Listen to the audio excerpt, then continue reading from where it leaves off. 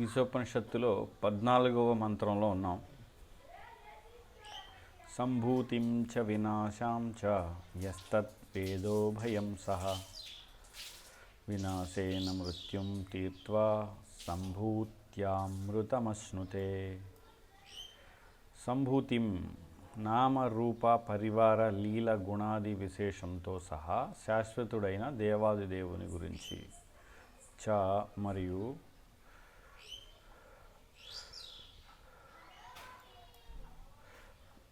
వినాశం దేవతలు మానవులు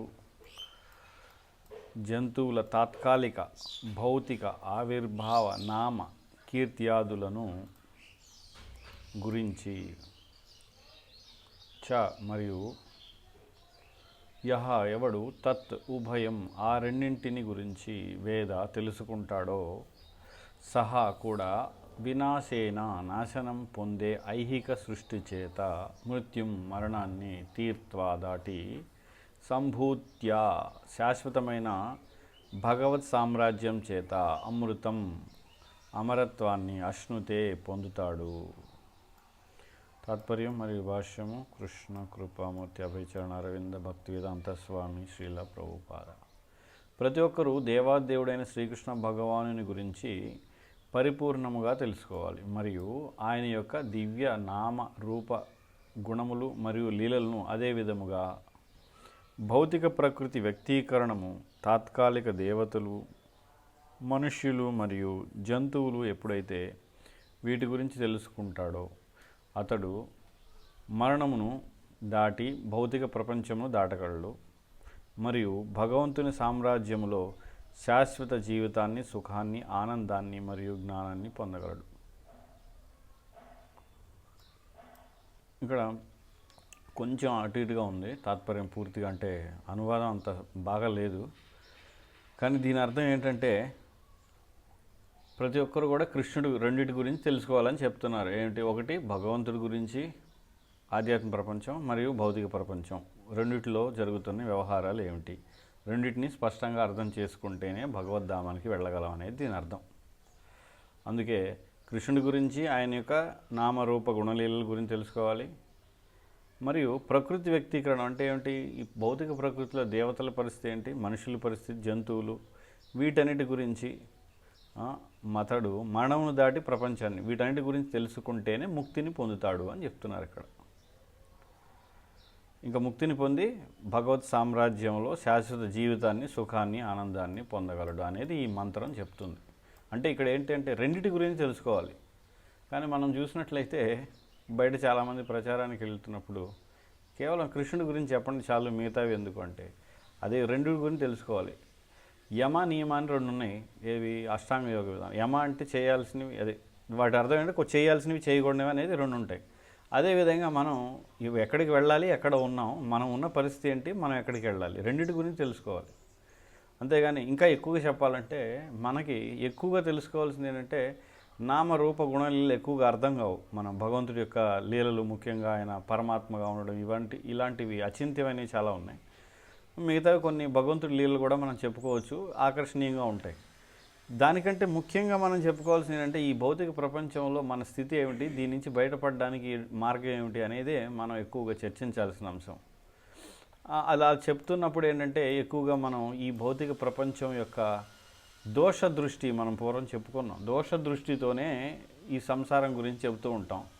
ఆ దోష దృష్టితో చెబుతున్నప్పుడు అన్నీ కూడా ఏంటి, వినకూడనివి, చావు గురించి, లేదా ముసలోడు అయిపోతావు, రోగాలు వస్తాయి, ప్రమాదాలు జరుగుతాయి, ఇక్కడ అంతా కూడా వ్యభిచారం, జోదం, మాంసం, మద్యం, ఇట్లాంటి వాటి గురించి, ఇంకా మనం ఏ విధంగా భౌతిక విషయాల పట్ల ఆసక్తులు అవుతాం అనే దాని గురించి ఎక్కువగా మనం చర్చిస్తూ ఉంటాం. కాబట్టి అది చాలా అవసరం నిజానికి చెప్పాలంటే. ఎందుకంటే దాని నుంచి బయటపడాలి. కాబట్టి మనం ఎప్పుడు కూడా మనకి ఉన్న రోగం ఏదైతే ఉందో ఆ రోగం ఏంటి అనేది క్షుణ్ణంగా అర్థం చేసుకుంటే కదా దానికి మందు ఇచ్చేది. కనుకనే మనలో ఉన్న ఆసక్తి ఏమిటి అనేది కూడా తెలుసుకోవాలి. కాబట్టి ఇక్కడ ఈ మంత్రం ఏం చెప్తుందంటే కృష్ణుడి గురించి తెలుసుకోవాలి మరియు భౌతిక ప్రపంచంలోని దేవతలు, మనుషులు, వీళ్ళ యొక్క స్థితిగతుల గురించి తెలుసుకుంటేనే మనం భగవద్ధామాన్ని చేరుకోగలం అనేది ఈ మంత్రం చెప్తుంది. భాష్యం. లౌకిక జ్ఞానాభివృద్ధితో మానవ నాగరికత అంతరిక్ష నౌకలను, పరమాణు శక్తి వంటి భౌతిక వస్తువులను సృష్టించింది. కాబట్టి ఈ భౌతిక బుద్ధితోటి, భౌతికమైన జ్ఞానంతో మనుషులు ఏం చేస్తున్నారు? అంతరిక్ష నౌకలు అంటే ఆకాశంలో తిరగలేవి నౌకలు అంటే విమానాలు, ఇవన్నీ కూడా నౌకలు అని చెప్పుకోవచ్చు. ఆకాశంలో ఉండేవి నౌకలు అంటే ఆకాశంలో ఉండి అక్కడే ఉండి కొంతకాలం తిరగలిగేవి అని అర్థం. కాబట్టి అంతరిక్ష నౌకలను, పరమాణు శక్తి వంటి భౌతిక అంటే అణుశక్తి ద్వారా విద్యుత్తుని, అణు బాంబుల్ని, వీటన్నిటిని తయారు చేశారు కొన్ని వస్తువులను. అయినప్పటికీ అది జనన మరణ జర రోగాల నుండి విముక్తిని సాధించలేకపోయింది. అందుకే ఇది జన్మ మృత్యు జరా వ్యాధి దుఃఖ దోషాను దర్శనం అనేది 13వ అధ్యాయంలో కృష్ణుడు చెప్తున్నాడు. ఇది ఉంటేనే వాడి జ్ఞానం ఉన్నట్టంట. ఇది దోషం అని తెలుసుకోకపోతే వాడు అజ్ఞాని అని చెప్తున్నారు ఈ విషయాన్ని. అంటే ఇంకా చాలా ఉన్నాయి అందులో. అవన్నీ తెలుసుకోకపోతే, ఇవి కానీ ఎవరి దగ్గర అయితే ఉండవో ఈ విషయాలు తెలియని వాడు అజ్ఞాని అని. కాబట్టి ఇది సమస్య అని తెలియని వాళ్ళందరూ కూడా అజ్ఞానులే. ఎందుకంటే చాలా ముఖ్యమైనది. అక్కడ ఇచ్చిన వాటిల్లో ఒక 30 పైన ఎన్నో ఉన్నాయి. వాటిలో ఇది చాలా ముఖ్యమైనది. ఏంటి? జన్మ మృత్యు జరా వ్యాధి అనేది. కానీ దీన్ని దాటలేకపోతున్నారు ఎవరు? ఈ సైంటిస్టులు అనే రాక్షసులు ఎవరైతే ఉన్నారో. ఎందుకని వాళ్ళు రాక్షసులు అంటే, సైంటిస్టులు ప్రకృతిని నాశనం చేసేవాడు ఎవడైనా రాక్షసుడే. అంటే మనం కూడా పిల్ల రాక్షసులు. ఎందుకంటే సైంటిస్టులు తయారు చేసిన వాటిని మనం వాడి పాడు చేస్తున్నాం కదా. కాబట్టి మనం కూడా పిల్ల రాక్షసులమే. బుద్ధివంతుడు ఎవడైనా విజ్ఞాన శాస్త్రవేత్తలు అనబడే వారి ఎదుట ఈ దుఃఖాల విషయాన్ని ప్రస్తావిస్తే, ఆ విజ్ఞానవేత్తలు భౌతిక శాస్త్రం అభివృద్ధి చెందుతూ ఉందని, దానివలన చివరికి మానవుడికి మరణం, ముసలితనం, రోగాలు లేకుండా చేసే అవకాశం కలగవచ్చునని తెలివిగా సమాధానం ఇస్తారు. అంటే ఈ విజ్ఞానవేత్తలు ఎవరో కాదు, సైంటిస్టులు, రాక్షసులు. ఈ రాక్షసులు ఏం చెప్తారు? మేము అభివృద్ధి చేస్తున్నాం, మీకు మరణం లేకుండా చేస్తాం కొంతకాలానికి. ఇప్పుడు మేము ప్రస్తుతం ల్యాబ్లో మాంసాన్ని తయారు చేస్తున్నాం. ఇప్పుడు చేస్తున్నారు, నిజానికి మాంసం కూడా తయారు చేస్తున్నారు ల్యాబ్లో. మీకు తెలుసో లేదో, కొంతకాలం తర్వాత వాళ్ళు ఆ వ్యాపారం మొదలుపెట్టిన తర్వాత మనల్ని మామూలు జీవులను చంపుకొని తినడానికి అవకాశం ఇవ్వరు. ఎందుకని? ఆ వ్యాపారం ముందుకెళ్ళాలి కదా. కాబట్టి వాళ్ళ వ్యాపారం కోసం ఇలాగ. అంటే రాక్షసులు ఏంటంటే వాళ్ళు మాత్రమే భోగించాలి, మిగతా మనుషులందరూ కూడా వాళ్ళ కోసం కష్టపడుతూ పనిచేస్తూ ఉండాలి అనేది ఈ రాక్షసుల యొక్క లక్షణం. కాబట్టి సైంటిస్ట్ రాక్షసులు ఇలాంటివన్నీ కనిపెడుతూ ఉంటారు అన్నమాట, అవసరం లేనివన్నీ. కనుక వీళ్ళు ఇంకా మీకు మరణం లేకుండా చేస్తాం, ముసలితనం లేకుండా చేస్తాం, అందుకే ఇప్పుడు మేము మీకు రంగులు, ఫేస్ లిఫ్టింగ్లని, ముసలితనం లేకుండా జుట్టుకి రంగులు, ఇట్లా ఏంటంటే ఇదేంటి టైరు పంచర్ అయితే అతుకులు వేయడం వేరు. కొంతకాలానికి ఎంత అతుకులు వేసినా మీరు చూసినట్లయితే ఏదైనా టైర్ ట్యూబ్ అతుకులు వేసినా చివరికి దాన్ని తీసి ఇసిరి పడేయాల్సిందే. అంతేగాని అతుకులు వేస్తూ ఎంతకాలం బతకదు అది.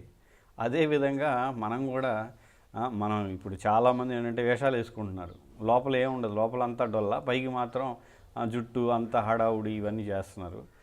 అలా మాత్రమే చేయగలరు, కానీ రాక్షసులు చివరికి మరణం ఇవన్నీ లేకుండా చేయలేరు. అలాంటి సమాధానాలు భౌతిక ప్రకృతికి సంబంధించిన శాస్త్రవేత్తల అజ్ఞానాన్ని, వాళ్ళు మూర్ఖత్వాన్ని తెలియజేస్తున్నాయి. ఎందుకని? ఎంతో కాలం నుంచి వాళ్ళు సైంటిస్ట్ రీసెర్చ్ చేస్తూనే ఉన్నారు, మేము ఒక రోజుకి చేస్తామని వాళ్ళ గుడ్డి నమ్మకం అంతే. భౌతిక ప్రకృతిలో ప్రతి వస్తువు కఠోరమైన ప్రకృతి శాసనాలకు లోబడి జననం, వృద్ధి చెందడం, పోషణం, ఉత్పత్తి చేయడం, ఇక్కడ 6 రకాలైన మార్పులు ఉంటాయి. ఎవరికి అంటే ప్రతి జీవికి. ముఖ్యంగా ఈ 6 రకాల మార్పులు జీవికి, ఈ సృష్టిలో పుట్టిన ప్రతి జీవి ఏంటి? పుట్టడం, పెరుగుతూ ఉండడం, కొంత శక్తి పుంజుకొని పోషింపబడడం, తర్వాత ఉత్పత్తి చేయడం. అంటే ఏం చేస్తుంది ఆ జీవి? ఇంకొక వేరే సంతాన ఉత్పత్తి, పిల్లల్ని పెట్టడం లాంటిది ఉత్పత్తి చేయడం. అవాంతర సృష్టి, క్షీణించడం, తర్వాత ఉత్పత్తి చేయడం, తర్వాత ఈ ముసలితనం ఇవన్నీ రావడం, చివరికి మరణం.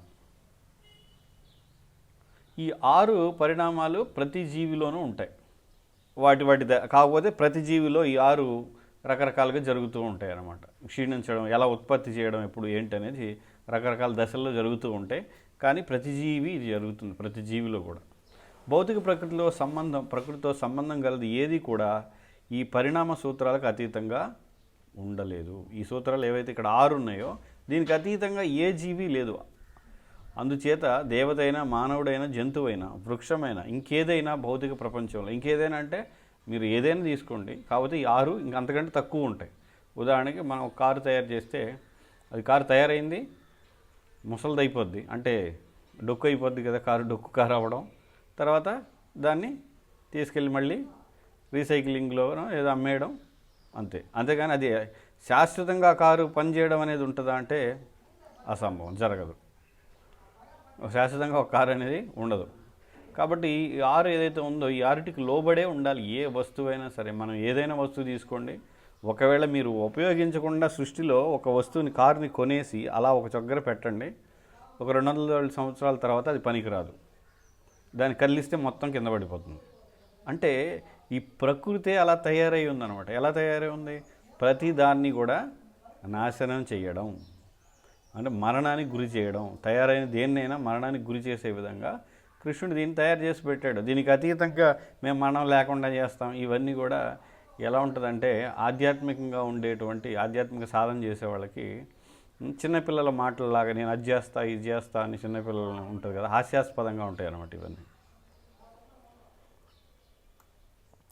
జీవజాతులను అనుసరించి వివిధ జీవుల జీవిత పరిమాణంలో తేడా ఉండవచ్చును. జీవజాతులను అనుసరించి వివిధ జీవుల జీవిత పరిమాణం కాదు, ఇది పరిణామం అని పడాలి, పరిమాణం అని పడింది. పరిణామంలో తేడా ఉండవచ్చు. అంటే వాటి యొక్క పరిణామం అంటే రకరకాల మార్పులు చెందడం ఏదైతే ఉందో అందులో కొన్ని తేడాలు ఉండొచ్చు. ఒక్కొక్క జీవి కొంచెం పెరగడం, తగ్గడం, లేదా ముసలి కావడం, లేదా మొదట ఉత్పత్తి చేయడం, కొంచెం అటు ఇటుగా పరిణామంలో మార్పులు అనేవి జరగవచ్చు. సూక్ష్మమైన కీటకం కొన్ని గంటలు మాత్రమే జీవిస్తే బ్రహ్మాండంలో గల జీవులలో ముఖ్యమైన బ్రహ్మ లక్షల కొలది సంవత్సరాలు జీవించును. చతుర్ముఖ బ్రహ్మ ఎవరైతే మనం ఉన్నారో ఆయన కొన్ని లక్షల కోట్ల సంవత్సరాలు జీవిస్తారు. అంటే మన దృష్టిలో అయితే కొన్ని కోటాను కోట్లు. అదే మనం చూసినట్లయితే ఉదాహరణకి మనం చూస్తాం వర్షాకాలంలో ఉసిళ్ళు అని అవి ఇంకా చాలా పురుగులు ఉన్నాయి, అవి కొన్ని గంటలే. ఇంకా పెరుగులో మీరు చూసినట్లయితే ఉండే బ్యాక్టీరియాలు అవి కొన్ని క్షణాలే బతుకుతాయి. అవి క్షణాల్లోనే, అంటే ప్రతి సెకండ్కి అవి మళ్ళీ మారిపోతూ ఉంటాయి, చనిపోవడం, మళ్ళీ ఉత్పత్తి చేయడం, చనిపోవడం, ఉత్పత్తి చేయడం, చనిపోవడం. ఆ విధంగా మనకి ఒక రోజులో పెరుగు తయారవుతుంది కదా. ఇట్లా ఎన్నో ఉన్నాయి అన్నమాట ఈ సృష్టిలో.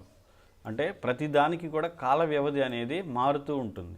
కానీ విచిత్రం ఏంటంటే ప్రతి జీవికి తన దృష్టిలో అది 100 ఏళ్లతో సమానం. మళ్ళీ అది ఇక్కడ తన దృష్టిలో అది కూడా అనిపిస్తుంది, ఏంటి నేను పెరిగాను ఇదంతా ఆ కొద్ది సమయంలోనే అది చూసుకుంటాం. ఏ విధంగా మనమైతే మనుషులం, మరి బ్రహ్మ కొన్ని కోట్ల సంవత్సరాలు, ఆయనకి 100 సంవత్సరాలు అది ఆయన దృష్టిలో. కాబట్టి ఇలా ఉంటుందన్నమాట బ్రహ్మాండంలో. అంతేగాని ఈ భౌతిక ప్రపంచంలో ఎవరు శాశ్వతంగా ఉండలేరు. జీవులు కొన్ని పరిస్థితులకు లోబడి జన్మిస్తూ ఉంటాయి, లేక సృష్టించబడుతూ ఉంటాయి. కాబట్టి ఎవరు కూడా శాశ్వతంగా జీవించలేరు. పరిస్థితులకు లోబడి జన్మిస్తూ ఉండడం, పరిస్థితులకు లోబడి చనిపోవడం, ఇవన్నీ కూడా పరిస్థితులు, పరిణామక్రమం రకరకాలుగా ఉంటుంది. కానీ ఈ 6 మార్పులు మాత్రం ఖచ్చితంగా జరుగుతాయి. 6 లేదా అంతకంటే తక్కువ జరుగుతాయి. కానీ 6లో కనీసం పుట్టడం, మరణించడం ఖచ్చితంగా ఉంటుంది అందులో, ఇంకేమున్నా లేకపోయినా. ఎందుకంటే ఉదాహరణకి దేవతలు చూసినట్లయితే వాళ్ళలో ముసలితనం అంతగా ఎక్కువ కనపడదట, ఎందుకంటే వాళ్ళు పుట్టడం, మరణించడం ఉంటుంది. కాబట్టి ఈ సృష్టిలో ఎక్కడ చూసినా పుట్టడం, మరణించడం మాత్రం తథ్యం.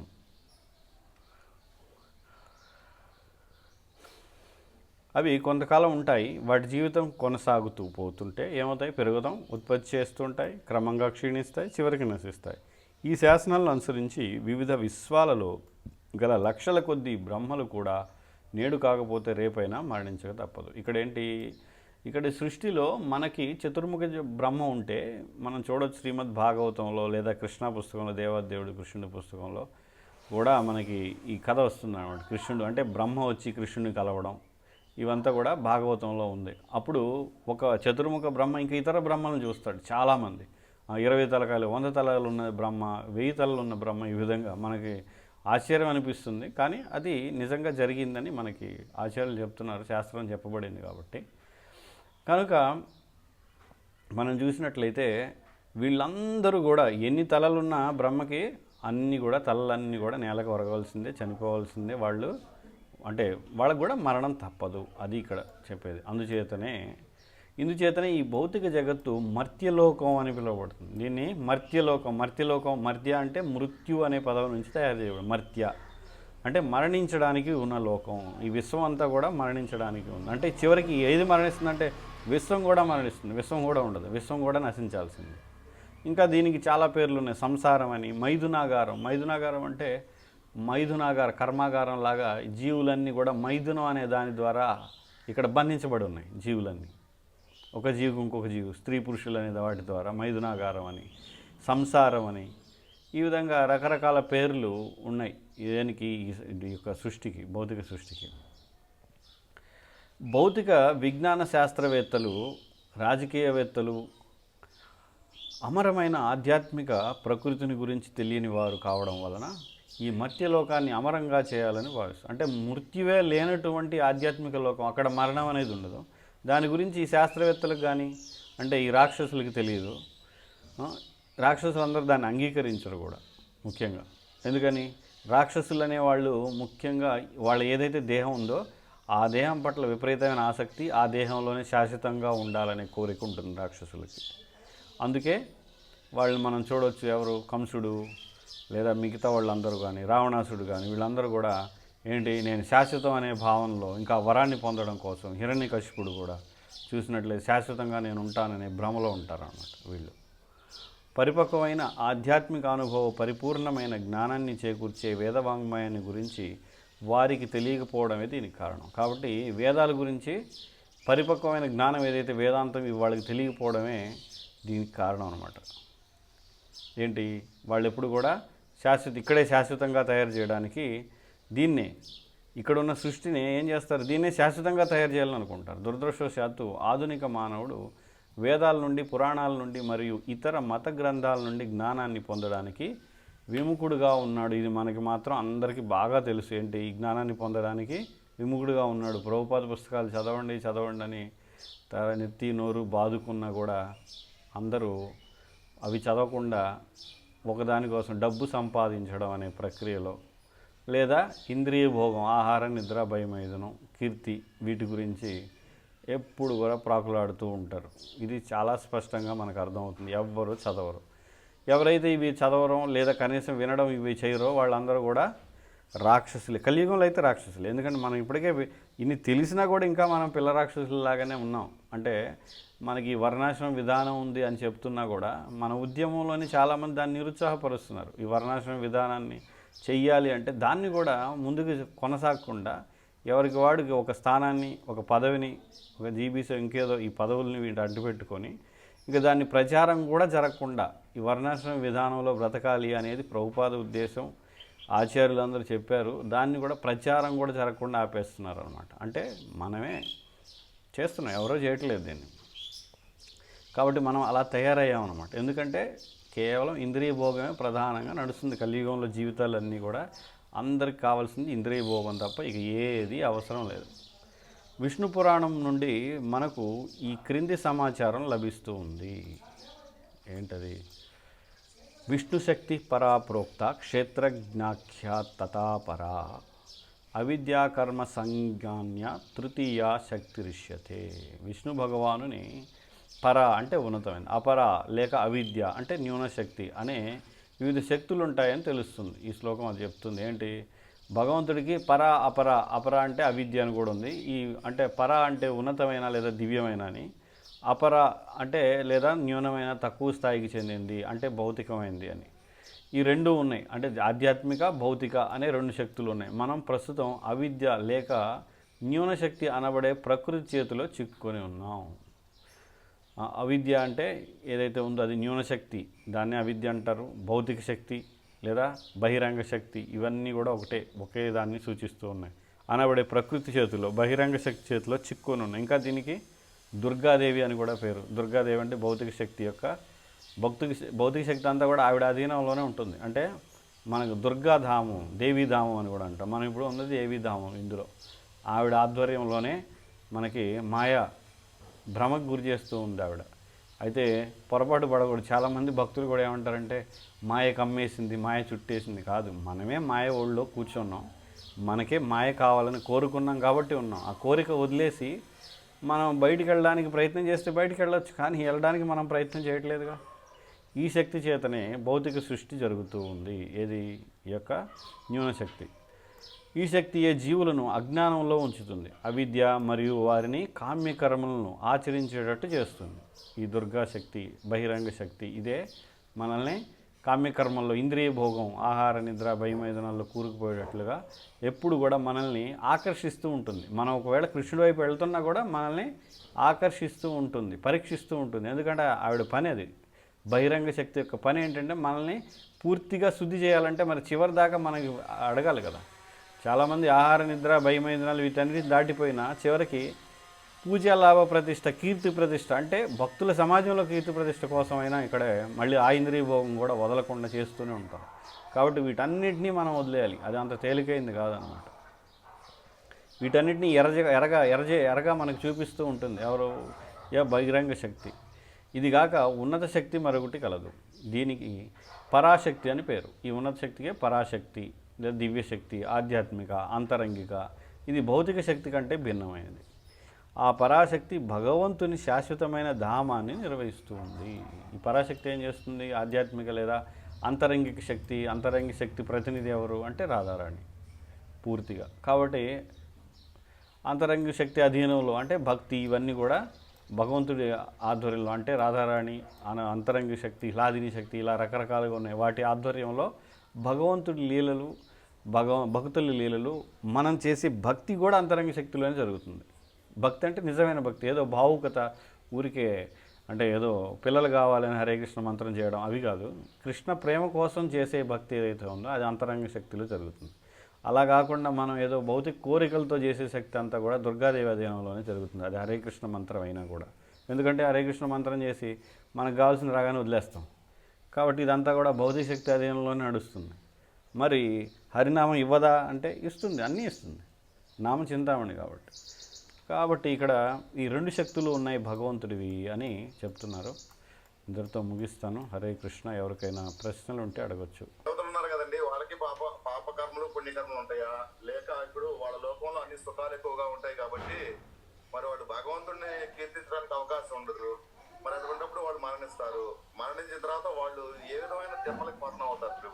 హరే దేవతలకి పాపాలు పుణ్యాలు ఉంటాయి. ఎందుకంటే వాళ్ళు ఏదైనా తప్పు చేస్తే వాళ్ళకు కూడా శాపాలు వర్తిస్తున్నాయి కదా. శాపం అంటే ఏంటి? వాళ్ళు చేసిన తప్పులకి అనుభవించడం దుఃఖాన్ని, అంటే భూలోకంలో పడిపోవడం లేదా పందిగా మారడం, ఇట్లా ఈ విధంగా.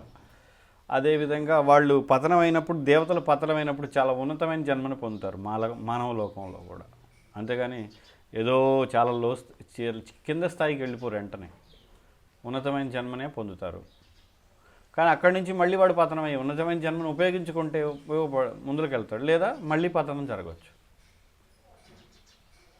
ప్రభు, మరి ఇప్పుడు అట్లయితే మరి ఆ దేవతాలోకం నుంచి మరి భగవద్ధామానికి వెళ్ళొచ్చా? అంటే అక్కడ తీవ్రంగా ప్రయత్నం చేస్తే వెళ్ళొచ్చు, భూలోకంలోకి వచ్చే ఎవరైనా వెళ్ళొచ్చు. బ్రహ్మలోకం నుంచి పాతాళలోకం వరకు అందరికీ అవకాశం ఉంటుంది. కానీ ఆ అవకాశం అనేది బ్రహ్మలోకం నుండి కిందకి వెళ్ళే కొద్దీ తగ్గిపోతుంది. పైలోకాల్లో, భూలోకం నుండి పైలోకాల్లో ఎక్కువగా ఇది ఉంది. ఏంటంటే ఏమున్నాయి అవి? సుఖాలు, ఇంద్రియ భోగాలు, ముఖ్యంగా స్వర్గలోకంలో. ఒక చోట మెన్షన్ చేస్తారు, భూలోకమే భక్తికి అన్ని లోకాల కంటే అనుకూలమైన ప్రదేశం. ఎందుకంటే ఇక్కడ భగవంతుడు ఆచార్యులు పంపించారు, పుస్తకాలు, శుద్ధ భక్తుల యొక్క సాంగత్యం ఎక్కువ అందుబాటులో ఉంటుంది. సో భూలోకంలో వచ్చినప్పుడే మనం ఈ అవకాశాన్ని సద్వినియోగపరచుకోవాలి. మిగతా లోకంలో ఇంద్రియ భోగం ఉంటుంది కదా. అవును అవును అవును. ఎందుకంటే ఇక్కడ రెండు సమానంగా ఉంటాయి. ఇక్కడ అంటే సుఖ దుఃఖాలు అన్నీ కనపడుతూ ఉంటాయి అన్నమాట, సృష్టిలో ఉన్నవంతా కూడా భూమి మీద. అంతే, అదే కాకుండా ఇక్కడ భగవంతుడి లీలలన్నీ కూడా ఇక్కడికి వచ్చి చేయడం, ఇక్కడ జీవులను ఆకర్షించడం. అందుకే ఇది ఈ ప్రత్యేకంగా ఎవరైతే ఆత్మసాక్షాత్కారం కోసం ఉన్నారో వాళ్ళు ఈ భూలోకంలో, అంటే భూలోకం అంటే కేవలం మనదే కాదు, మనది ఒక జంబూ ద్వీపం. ఇలాగా ఇంకా 7 ఉన్నాయి, మొత్తం 7 ద్వీపాలు ఉన్నాయి, అందులో ఒకటి మనది. కాబట్టి ఇక్కడ ఉన్న వాళ్ళకి భక్తి చేయడానికి చాలా మంచి అవకాశం అనేది మనకి ఆచార్యులే కాదు దేవతలు కూడా చెప్తూ ఉంటారు. శాస్త్రాల్లో దేవతలు కూడా నరులకి చాలా గొప్ప అవకాశం. కారణం ఏంటంటే మనకి ఎటువంటి బాధ్యతలు ఉండవు. దేవతలకి అగ్నికి ఉంటే అగ్నికి సంబంధించిన పనులు, వాయువు అంటే గాలికి సంబంధించినవన్నీ కూడా వాయుదేవత అధీనంలో, ఇట్లా వాళ్ళందరికీ బాధ్యతలు ఉంటాయి దేవతలకి. దాంతోపాటు భోగాలు కూడా ఉంటాయి. నిరాకార బ్రహ్మానుభూతి పరమాత్మానుభూతి అంటే ఏంటి? నిరాకార బ్రహ్మానుభూతి పరమాత్మానుభూతి అంటే, నిరాకార బ్రహ్మం అంటే అంతా ఒకటే. ఏదైతే నేను అనే ఆత్మ ఉందో ఇదే నిరాకార బ్రహ్మానుభూతి చెప్పాలంటే. ఇంకా ఆత్మే అన్నీ అనుకుంటాడు, ఈ ఆత్మే మొత్తం అనుకుంటాడు. వాడు నిరాకార బ్రహ్మంలోకి వెళ్ళిపోతాడు, అంటే బ్రహ్మజ్యోతిలోకి. అక్కడికి వెళ్ళి కూడా ఉంటాడు, అస్తిత్వం ఉంటుంది. ఆత్మ అందులో కలిసిపోదు వాళ్ళు అనుకున్నట్లు. కానీ అందులో ఉండి ఇంక ఇదే నిరాకార బ్రహ్మం అనేది అనుభూతి అంటే ఆత్మ. పరమాత్మ అనుభూతి అంటే మనందరికీ కూడా తెలుసు, చదువుకుంటాం కదా, మన హృదయంలో పరమాత్మ ఉంటాడు. విష్ణువు, చతుర్భుజ రూపంలో ఉన్న విష్ణువు, ఆయన యొక్క అనుభూతి. ఈ రెండు తేడా ఉన్నాయి. ఇప్పుడు భూలోకంలో మనకి ఏ బాధ్యత లేదు అని చెప్పారు కదా, దేవతలకి అయితే డ్యూటీస్ ఉన్నాయని. అంటే మానవులకి ఏ బాధ్యత లేదు అంటే, ఇక్కడికి వచ్చిన తర్వాత శారీరక మన శరీరంతో కొన్ని సంబంధాలు అనేది అందులో నిమగ్నం అవుతాం కదా ప్రభు. ఇవన్నీ కేవలం కర్మ వల్ల మాత్రం వచ్చేనా? అంతేనా? అంతే. మనం ఎప్పుడైతే ఈ పెళ్ళి లేదా పిల్లలు, సంసారం ఇవన్నీ మనం తీసుకుంటేనే, లేదంటే ఏ బాధ్యత లేకుండా పూర్తిగా భగవంతుడు అంకితం అవ్వడానికి ముఖ్యంగా మానవుల్లో, మనుషులకి, పురుషులకి చాలా అందరికీ అవకాశం ఉంది. అందుకే బ్రహ్మచర్యం ఇలాగా, లేదా పూర్తిగా ఏమీ లేకుండా అంకితం చేయొచ్చు. అలానే స్త్రీలకు లేదంటే స్త్రీలకు కూడా ఉంది, కానీ వాళ్ళ సహజ లక్షణం బట్టి వాళ్ళకి వివాహం తప్పనిసరి అని శాస్త్రం చెప్తుంది. ఆ విధంగా కూడా వాళ్ళు భక్తి చేసుకోవచ్చు. కాబట్టి ఎవరికి కూడా ఇక్కడ ఏంటంటే బాధ్యతలు ఏం లేవు, మనం కావాలని ఇది తీసుకోవడం తప్ప.